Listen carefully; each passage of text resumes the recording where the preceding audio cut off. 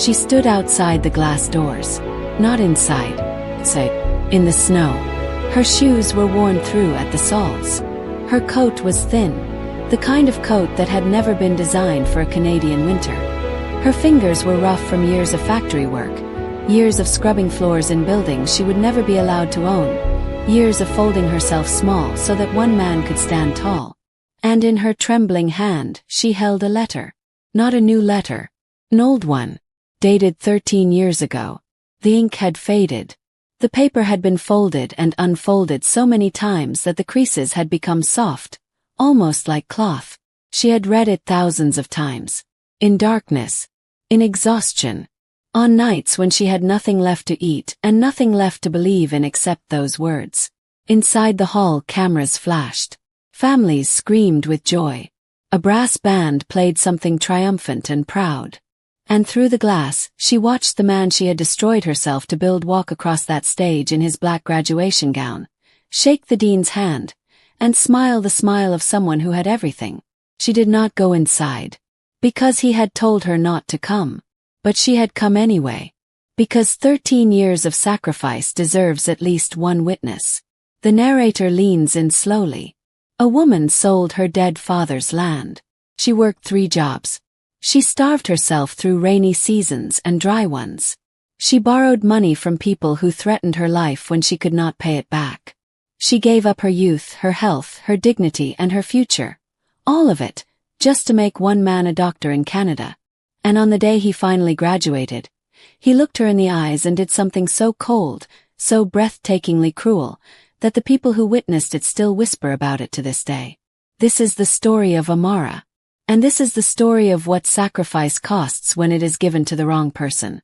Before we go any further, let us know in the comments where you're watching from. We would love to hear from you. And if you're new here, click the subscribe button right now so you never miss any of our upcoming stories. Now let's go back to the beginning. Amara grew up in a village in the southern part of Nigeria where the roads turned to mud every rainy season, and the electricity came and went like a relative who never stayed long enough to be reliable. She was the kind of woman that villages produce quietly, the ones who carry the weight of the world with such grace that nobody notices the weight at all. Her mother had died when Amara was 12. A fever that should have been treatable if the hospital had been closer, if the medication had been cheaper, if someone had cared enough to act in time. Her father had grieved himself into debt, spending the little they had on palm wine and regret, and by the time he too passed, he left behind a small plot of farmland, a faded photograph, and a lesson Amara had been too young to fully understand. He had left her with nothing, except herself, and so Amara had built herself from nothing. She studied with borrowed candles when there was no kerosene. She walked 4 kilometers to school every morning and 4 kilometers back every evening. And when she finally graduated from Teachers College at the age of 24, the village threw a small celebration in her honor because she was the first woman in her family to have a degree. She became a schoolteacher. She was not rich, but she was respected. And in a place where women were often told that their value was in who they married rather than what they knew, Amara's quiet intelligence was a kind of rebellion nobody could take from her. She met Tund during a community health outreach organized by a group of medical students visiting from the city. He was 26. He had a smile that made people feel like the sun had come out after weeks of rain. He was confident without being arrogant, or so she thought. He spoke about medicine the way poets speak about love, with hunger, with reverence, with a certainty that this thing he wanted was worth every sacrifice. The village admired him. People said he was going to be somebody. People said that boy had the kind of brilliance that did not belong in a small place. And when Amara saw him standing at the edge of the health outreach tent, speaking gently to an elderly woman about her blood pressure medication, something moved inside her chest. She told herself it was respect. But it was already the beginning of something deeper. Their courtship was slow and beautiful in the way that things are beautiful when they are not yet broken. He would visit her classroom after school and sit on the small wooden bench near the window and tell her about his plans. He wanted to become a cardiothoracic surgeon. He had been accepted into a program in Canada, a partial acceptance, which meant the door was open but not yet fully unlocked. He needed funding. He needed a miracle. "I am going to change the world," he told her one evening, his voice low with something that sounded like conviction. "I know," she said. And she believed him. Not because she was naive, but because loving someone means choosing to believe in the version of them that they have shown you, and Tund had shown her his most beautiful version. He held her hands and he looked at her with those eyes that had not yet learned to be calculating, and he said the words she would carry with her for the next 13 years like a stone in her chest. "When I become successful, everything I have will belong to you. You are my foundation. Without you, I am nothing." She smiled. She should have asked him to write that down. But she was in love. And love, when it is new, makes people believe that words are enough. The decision came to Amara on a night in October when Tund arrived at her door looking shattered. The Canadian medical program had sent a final payment deadline. If the fees were not cleared within 30 days, his spot would be given to someone else. His partial scholarship covered only a portion. The rest, the visa fees, the flight, the first year's accommodation, the remaining tuition balance, was a number so large it made the air go thin when he said it out loud. He sat in her small sitting room with his head in his hands. "It is finished," he said. "I have tried everything." Amara sat across from him and said nothing for a long time. She was thinking about her father's land. The land was the only thing of value her father had left behind. A small plot near the edge of the village, not much to look at, but fertile. It had been in their family for 2 generations. Selling it felt like burying her father a second time. But she looked at Tund sitting there with his dreams collapsing, and she made the kind of decision that people only make once in their lives. The kind of decision that cannot be undone. "I will find the money," she said. He looked up. "Amara, I said I will find it." The village elder found out 3 days later when Amara went to register the land sale. He was an old man with white hair and a voice that had seen too much to be easily shocked. He looked at her across his carved wooden desk, and he said something she would not understand until it was far too late. A person who sacrifices their future for another must pray very hard that gratitude survives success. Amara smiled politely. She sold the land. She sold her gold jewelry, the pieces her mother had left behind, the ones she had always told herself she would wear at her own wedding. She withdrew everything from her teaching savings. And when all of that was still not enough, she borrowed the remaining balance from a local moneylender whose interest rates were the kind of numbers that could swallow a person whole. She handed it all to Tund without ceremony. No grand speech. No conditions. Just the money, an envelope, and the quiet certainty of a woman who had decided to bet everything on one human being. Tund looked at what she had done and he cried. Real tears. She would remember those tears later, in darker moments, and wonder if they had been real or if even then he had known how the story would end. "I will repay every single naira," he said, wiping his face. "With interest. With everything I have. I swear to you." "I do not want repayment," she said. "I want you to become who you are supposed to be." He held her for a long time. The airport goodbye, 3 weeks later, was the kind of scene that would have looked beautiful in a film. He wore his best shirt. She wore the yellow dress she had been saving for a special occasion. His mother was there. Some village friends. Everyone was crying and laughing at the same time, the way Nigerians do when joy and fear arrive together. At the departure gate, he held her face in his hands and said, "Wait for me. I will come back and marry you properly. I promise you on my life." She kissed his cheek. She watched him walk through the gate. She stood there long after he had disappeared, long after the other families had drifted away, until an airport security guard gently told her the area was closing. She walked to the bus stop alone.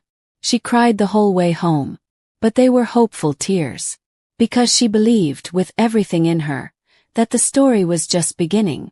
The first year was everything she had prayed it would be. Tund called every day without fail, sometimes twice. His voice was electric with excitement, about the campus, about the lectures, about professors who spoke with an authority that made his spine straighten. He was studying harder than he had ever studied in his life. He was performing well. His professors had noticed him. "You should hear how they talk about me in the lab," he told her one night, and she could hear the smile in his voice. "They say I have rare instincts for a first year." "I always knew," she said. "Because of you," he said. "Everything I am doing for both of us." Meanwhile, Amara was working herself to the bone. The moneylender had begun collecting repayments on a monthly schedule, and the amounts were brutal. To cover them, she had taken a second job at a factory on the outskirts of the town, working the night shift, coming home at 4 in the morning, sleeping for 3 hours, then waking up to teach primary school children their alphabet. She ate 1 full meal a day to save money. She stopped buying new clothes. She told no one about the loans because the shame would have been unbearable. Not the shame of loving him, but the shame of admitting that she was drowning and still choosing to stay underwater. But she managed. Because every call from Tund, every photograph he sent, every story about his studies reminded her why she was doing this. She was building something real. Future. Life together. The kind of life that rewarded patient people who did not give up when things were hard. She held on to that belief like a rope in dark water. And then, slowly, the rope began to fray. It started with small things that she talked herself out of noticing. The calls became shorter. Where he used to talk for an hour, he now talked for 20 minutes, then 10, then sometimes only 5. He stopped asking how she was before launching into stories about himself. He stopped asking about the village, about her students, about her mother's grave that she still cleaned every Sunday morning. When she mentioned the loan repayments, he went quiet in a way that felt like a door closing. "I'm really busy with exams," he would say. "Can we talk about that another time?" Another time never came. Then came the way he started speaking. Something about his diction had shifted. Polished, precise, deliberately rid of the soft rhythms of home. He began correcting her occasionally. Pronunciation here. A grammar there. Small things, delivered with a lightness that was somehow more cutting than harshness would have been. "You say it like that in the village," he said once, laughing slightly. "But over here." She stopped him. "Over here what, Tund?" "Was. Nothing. I'm just saying." But he was saying something. He was saying that she belonged to a place he was trying to leave behind. He was saying that the woman who had funded his escape was starting to look, to his new eyes, like part of the thing he had escaped from. She should have ended it then. She knew it in some deep part of herself. The part that had survived her mother's death and her father's failure and the moneylender's threats. The part that had always known the truth about things even when the rest of her refused to look directly at it. But she had given too much. And when people give too much, they do not walk away. They invest more. They work harder.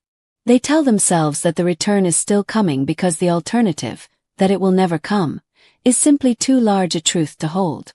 So she kept working. She kept sending money when he asked. She kept waiting for the calls that grew further and further apart.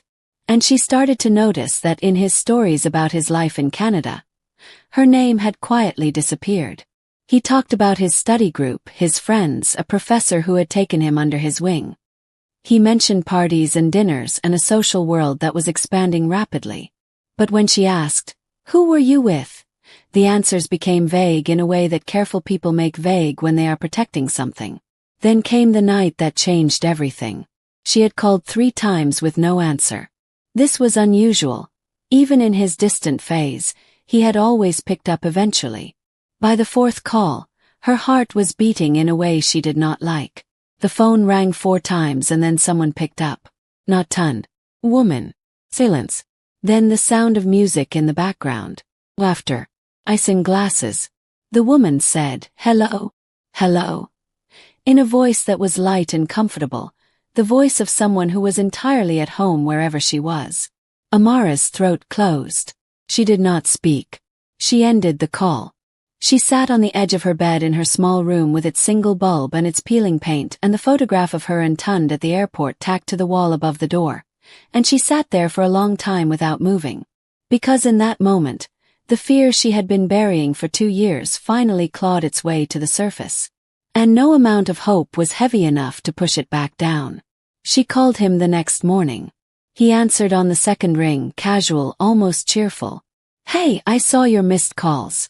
Everything okay? Who answered your phone last night? She asked. Was. Barely half a second. But she heard it. Oh, that was just someone from my study group. I left my phone on the table when I went to get drinks. She probably picked it up by mistake.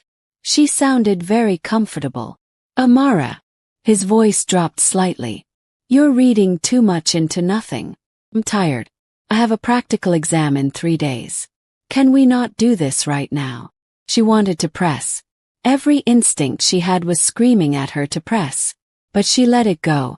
Because she had already given too much to let herself believe it was all for nothing. If you're still watching up to now, type I'm still here in the comment section. This story is far from over. 2 more years passed. The calls went from weekly to bi-weekly to something that could barely be called regular anymore. When they did speak, something had gone out of the conversations. The warmth, the intimacy, the sense of 2 people building toward the same thing. He spoke to her the way a busy person speaks to an obligation. She found out almost by accident that he had stopped introducing her as his fiancée. A mutual friend who had traveled to Toronto for a conference mentioned it casually, not knowing the weight of what she was saying. I met Tund at an event, she said. He introduced me to his friends. He didn't mention you at all. When I asked about you afterward, he said you were an old family friend who helped him years back. An old family friend. Amara heard those words and felt something shift inside her chest. Not a crack, but a quiet collapse. The way a wall does not always fall dramatically but sometimes just leans and leans until it is no longer standing. She confronted him. She called and she said quietly without drama, Tell me the truth, Tund. Are we still what I think we are? A long silence. Then, Amara, things are complicated here. My career is just starting. I'm trying to position myself for certain opportunities. The people I'm around, they don't. It's hard to explain. Explain it to me. Another silence. I can't be talking about a village fiancé right now. It's not the image. He stopped himself. But it was already out. Not a village fiancé. That is what she had become to him. Not the woman who had sold her father's land and her mother's gold and starved herself for years so he could stand in this new world. He was so desperate to protect his image in. Village fiancé. Something inconvenient. Something to be managed from a distance. I see, she said. And something in her voice must have reached him, because he began backpedaling immediately, softening his voice, apologizing, telling her she had misunderstood, telling her the words had come out wrong. But she had heard them. And words, once they are out, do not go back. The debt collectors came for her the following month. The moneylender's patience had finally run out. The interest had compounded into a figure that made her stomach drop when she saw it written on paper. She had been managing partial payments for years, keeping the man at bay with promises and small installments, but now he had sent people to her door. They were not polite people. They stood in her doorway and spoke in the low, flat tone of men who had done this many times before and had stopped feeling anything about it. By the end of the month, one of them said, or we take what is here. She looked around her small room. There was almost nothing left to take. She lost her teaching position shortly after.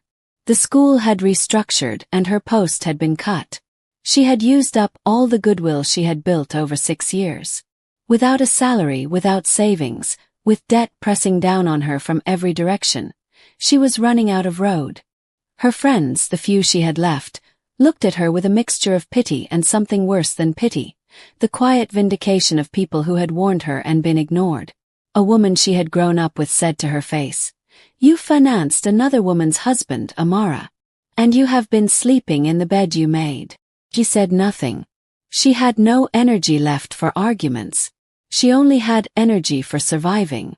Tund, when she finally told him the full extent of what was happening, sounded uncomfortable in a way that made her feel like she was asking for something unreasonable.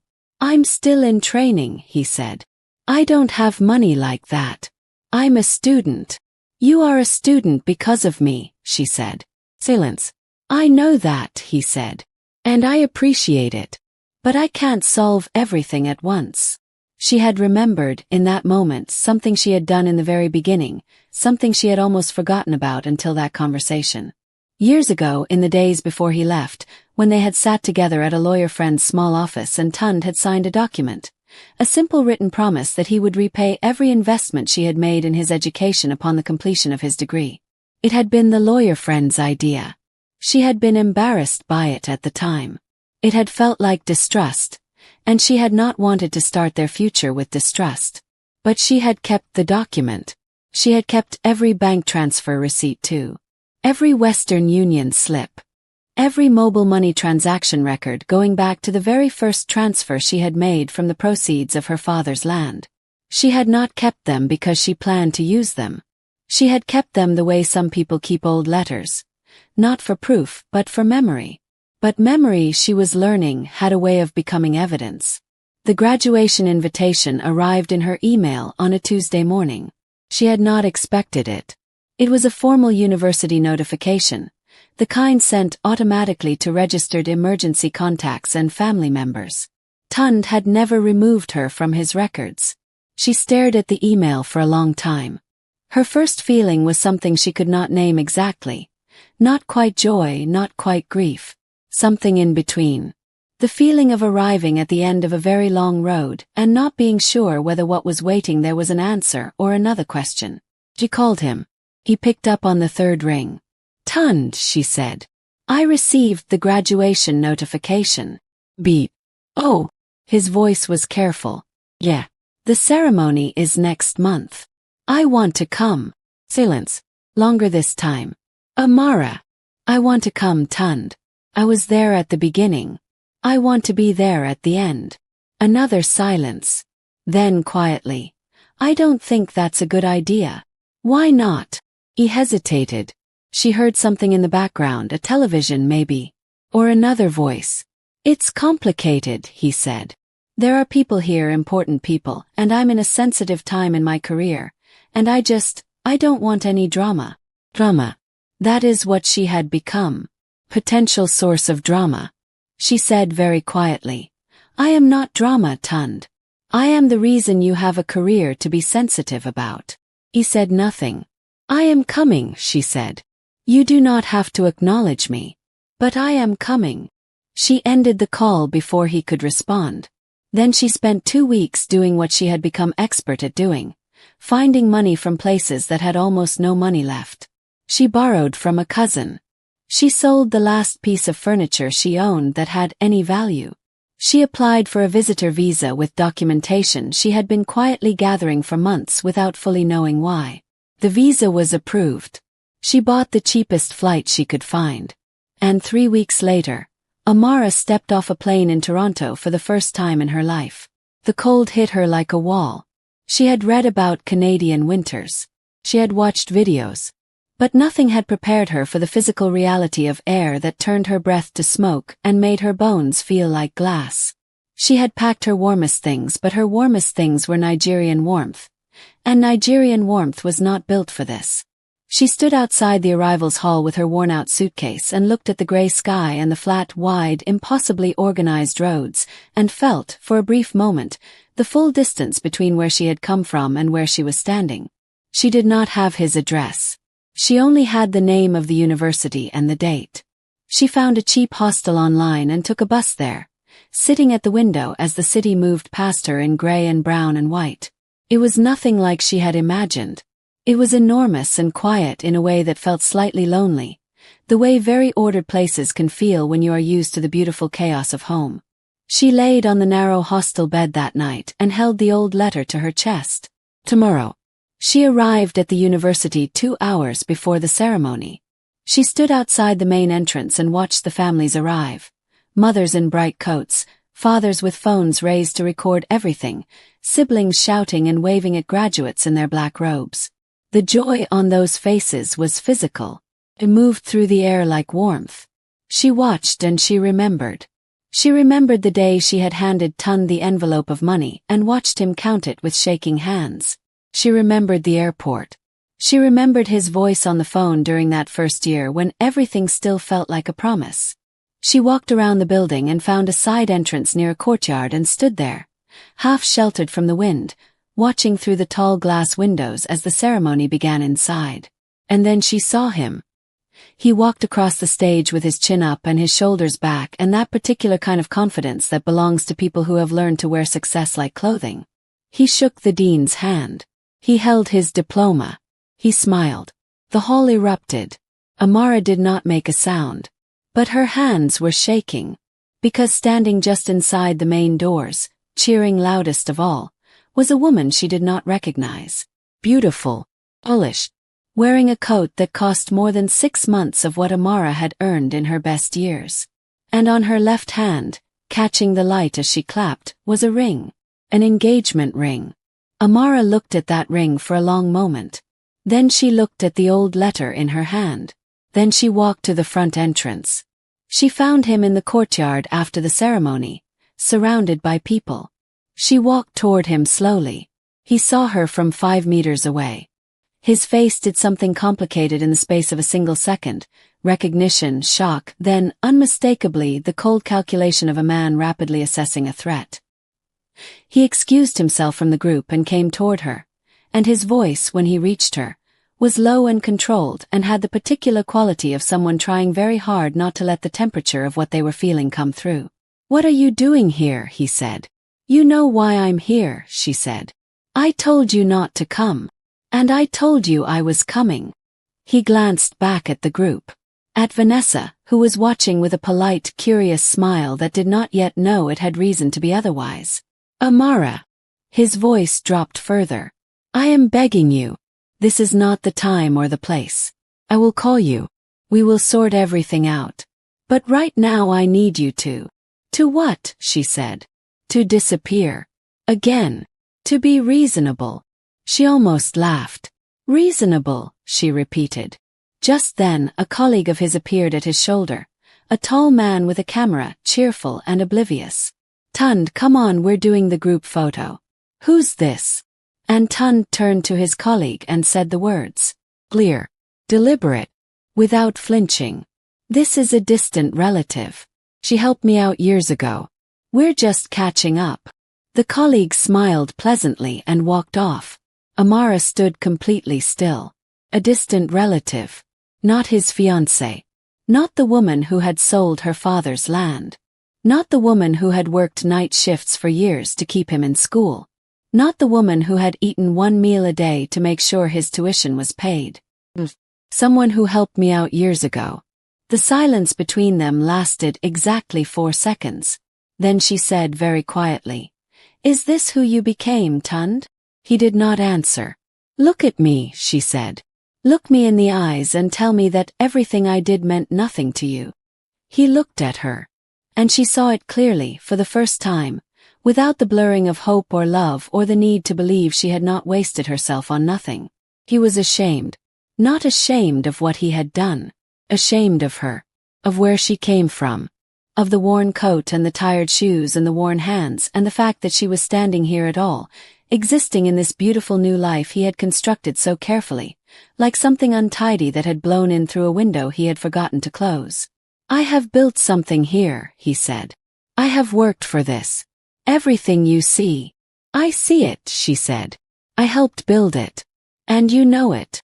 Vanessa had started moving toward them now, her smile slightly uncertain. Tund stepped closer to Amara and lowered his voice to something that was almost a hiss. "I don't owe you a scene. Please. Just. You owe me everything," she said. And then she opened her handbag. And she placed a single sheet of paper on top of the low stone wall beside them. He looked down at it. His face changed. It was the contract. The one he had signed in the lawyer's small office all those years ago, before he had learned to be ashamed of small offices and small rooms and women who could not afford Canadian winters. A legally binding written promise to repay every financial investment she had made toward his education, in full, upon the completion of his degree. "I kept everything," she said. "Every transfer. Every receipt. Every record. 13 years of it." He stared at the document. She picked it up, folded it calmly, and put it back in her bag. "I did not come here to cause a scene," she said. I came here because 13 years of my life stood in this building today, and I deserved to witness it. She looked at him one last time. Congratulations, Dr. Tund. And she walked away. She did not look back. She walked out through the main entrance and into the grey Canadian afternoon, past the families still spilling out of the building with their flowers and their cameras and their uncomplicated joy. She walked until she found a bench in a small park 2 blocks from the university, and she sat down on it, and she held the old letter in both hands, and she breathed. She did not cry then. The crying would come later, in the hostel room in the dark, with her face pressed into the pillow so nobody would hear. It would be the longest, deepest cry of her life, the kind that empties you out so completely that when it is finished, you feel strangely clean. Not healed. Not yet. But emptied of something that had been inside you so long you had stopped noticing how much weight it was. But sitting on that bench in the cold Toronto afternoon, she did not cry. She sat very still. And she began to understand something. What happened next took months to unfold. Vanessa, who had been curious from the moment she saw the exchange in the courtyard, was not the kind of woman who left questions unanswered. She asked Tund who Amara was, and he told her the same story. Distant relative, old acquaintance, someone from home who could not let go. Vanessa had nodded and said nothing. But she had written down the name. And then she had done what careful women do when something does not feel right. She found Amara. It was not difficult. The mutual friend network was smaller than Tund imagined. 3 weeks after the graduation, Vanessa found Amara's contact information through a friend of a friend, and she made a phone call. The 2 women spoke for 2 hours. Vanessa listened without interruption as Amara told her everything. The land, the loans, the money, the silence, the phone calls, the years. She listened as Amara described the transfer receipts, the contract, the promise that had been made and then buried under layers of ambition and new identity. When Amara finished, there was a long silence on the line. Then Vanessa said, "He told me his family had supported him, that his uncle helped with fees." "He has no uncle in Canada," Amara said. Another silence. "I'm sorry," Vanessa said. "I'm so sorry." She ended her engagement to Tund within 2 weeks. Her father, who owned 3 private clinics and had been grooming Tund for a senior position in his medical group, withdrew the offer immediately upon hearing the full account. Tund's world, the one he had constructed so carefully on a foundation of reinvented history, began to collapse from the inside. His colleagues heard the story. The way these things spread in professional circles, not with malice but with the unstoppable momentum of revealed truth. The account of what he had done reached the right ears and the wrong mouths, and what emerged was a picture of a man whose success had been purchased entirely with someone else's sacrifice and then hidden like a debt he had decided not to honor. The hospital position he had been pursuing quietly withdrew his application without explanation. He had lost Vanessa. He had lost the clinic opportunity. He had lost, perhaps most painfully of all, the version of himself he had spent years constructing. And then he received a legal letter from a Lagos-based attorney acting on behalf of Amara, citing the signed contract and demanding full settlement of the original investment plus interest calculated over 13 years. He tried to contest it. His own lawyer, after reviewing the documentation Amara had compiled, called him and said the words no client wants to hear. "She has everything. Transfers, receipts, the contract, witness statements. If this goes to court, you will lose and you will pay more." The settlement was reached out of court. Amara returned to Nigeria 2 months after the graduation. She was not the same woman who had left. She was quieter, more deliberate. She moved through the world differently. The way people do after something in them has finished burning and what remains is not ash but something harder and cleaner. She used the settlement money to clear the last of her debts. The moneylender who had collected from her for years was paid in full with a single transfer, and she stood in his office and watched him stamp the clearance receipt and felt something loosen in her chest that had been tight for so long she had stopped noticing. Then she sat down with an architect and a community health organization she had been in quiet contact with for years, and she began designing something. A small community health center in her village. Not large, not grand, but real. with beds and basic diagnostic equipment, and a pharmacy section that would provide subsidized medication to people who could not afford the full price. People like the woman who had been her mother. People who might have survived if the hospital had been closer, if the medication had been cheaper, if someone had cared enough to act. The construction took 11 months. On the day it opened, the village gathered in a way villages only gather for things that matter. Old women who had watched Amara struggle for years came dressed in their finest fabrics. Children ran between the legs of adults. The village elder, older now and moving slowly, came and stood at the entrance and said a prayer in a voice that still had some of its old power. Amara stood at the door of the thing she had built and looked at what her sacrifice had finally become, and for the first time in a very long time, the math of her life made sense to her. She had lost years. She had lost money. She had nearly lost herself. But she had not lost everything, because she had never given the most important thing away. Her capacity to rebuild. Her stubborn, exhausting, infuriating refusal to believe that what had been taken from her was all she would ever have. Over the following years, the clinic grew. A women's health program. A scholarship fund for girls in the village who wanted to study medicine. A network of community health workers who went into the surrounding areas to do exactly what Tund had been doing the day she met him.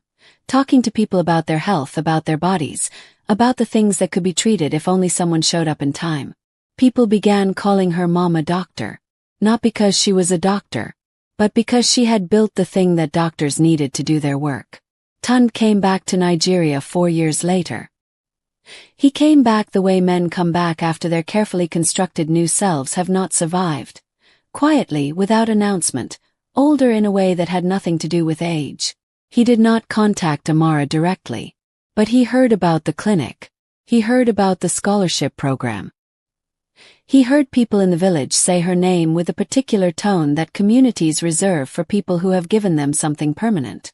He went to the clinic one afternoon. Not to see her. Just to see it. He stood outside for a long time. He watched women and children move in and out of the entrance. He watched a young health worker in a green uniform helping an elderly man with a walking stick navigate the steps. He went inside. The waiting area was painted a warm yellow. There were children's drawings on one wall. A list of services in English and Igbo. And above the entrance to the main hallway, a simple framed photograph. It was a photograph of her father's land. The land she had sold to send him to Canada. Below it, a small printed caption. This clinic was built on the foundation of what was sacrificed and what was reclaimed. He stood there for a very long time. A young receptionist asked if he needed help. He said no. He left. He never came back. Amara heard about his visit from one of the health workers. She did not reach out. She did not need to. Because she had learned, in the long and costly years between the girl who had sold her father's land and the woman who had built something on its memory, that forgiveness is not always a conversation you have with the person who hurt you. Sometimes forgiveness is a room you walk into by yourself. And you close the door. And the silence inside it is not empty. It is full of everything you chose to become instead. The narrator speaks one last time, slowly. She sold her father's land for a man who called her a distant relative on the proudest day of his life. Yet, the woman who stood outside those glass doors in the snow, holding a faded letter in worn shoes with rough hands, she became the person who built the thing that saved people's lives. He graduated. She became something greater. Because true love does not erase your dignity. Protects it. And a good heart, even after it has been used and abandoned, never really stops being capable of building something extraordinary. Never sacrifice your future for someone who would block you from the entrance on the day you were supposed to share it together. Protect yourself, even when love tells you not to. Especially then. What would you have done if you were Amara? Would you have confronted him or walked away in silence? And do you think Tund ever truly understood what he had destroyed? Or did success simply replace his conscience entirely? If this story moved you, if it made you feel something you did not expect to feel today, then this channel is exactly where you need to be. Hit that subscribe button right now and turn on notifications so you never miss a single story. And like this video, it helps more people find stories like this one, Stories that stay with you long after the screen goes dark. Because we are not just telling stories here. We are telling the truth about human beings. And the next story coming to this channel, about a son who abandoned his mother the day he became wealthy, and what one unexpected phone call cost him, is going to leave you completely speechless. You do not want to miss it. We will see you there.